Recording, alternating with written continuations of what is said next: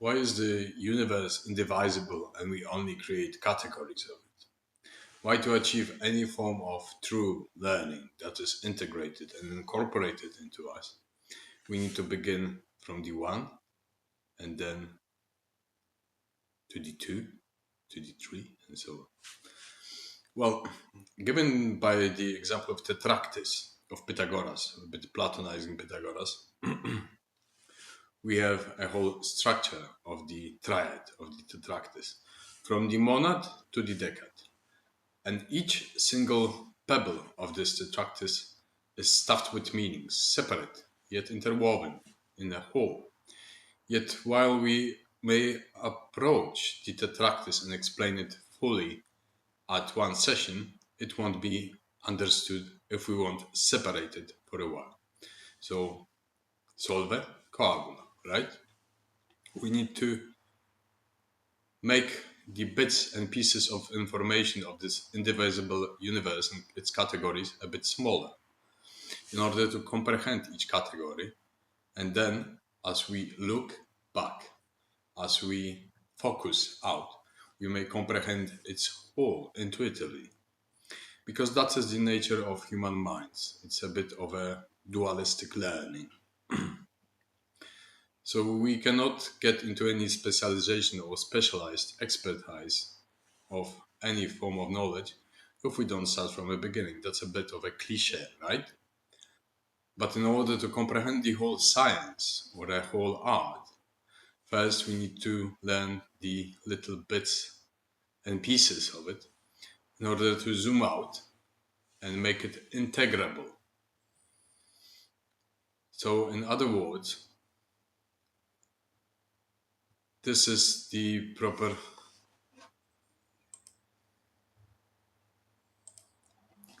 it is similar with the small mind and with the big mind. A small mind sees only what's in front of it. It doesn't go deeper. It doesn't see the perspective of others, that of nature, humans, the world, and God. Now, a big mind can encompass all of it by studying every single part of it.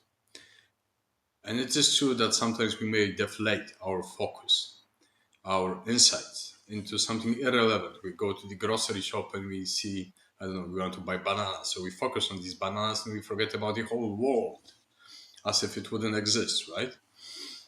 Now, the skill is to sustain this focus and to swim amongst it. That is this big mind. It is both in Soto Zen and in the Taoistic cosmic swindlers, that you swim with reality, that you are a part of reality, that you comprehend all the nuances of it. And to preserve this mind, big mind, is quite a skill. And more often than not, it requires effort. First, effort in learning, discernment, discipline, rigor, and understanding to develop this discerning mind.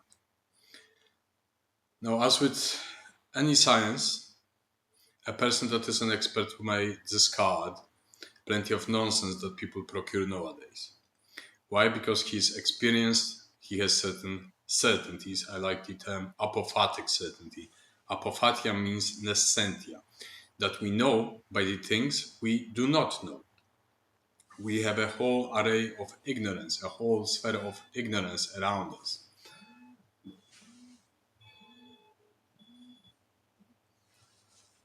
We have a whole arena sphere of ignorance around us.